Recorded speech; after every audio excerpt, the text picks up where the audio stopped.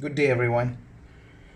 Have you ever been in a situation as a software tester where you complete regression testing with hundreds of test cases and you finally feel confident and you pass that application to UAT, and the person who's doing UAT just takes that application and with few clicks, suddenly a high risk bug pops up, and that person questions you, how did this bug even pass the regression test?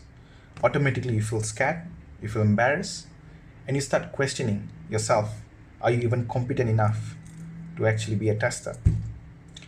And also, how did actually that person who had no test cases manage to catch such a high risk bug?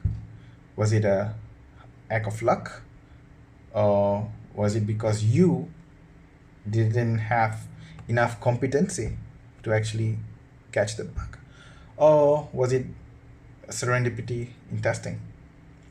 So, what is serendipity in testing? Do join the next webinar session in Synapse QA, where I will be talking in depth about this topic, and hope you guys can benefit and learn how we can actually incorporate serendipity in testing. My name is Ram. Hope to see you guys there.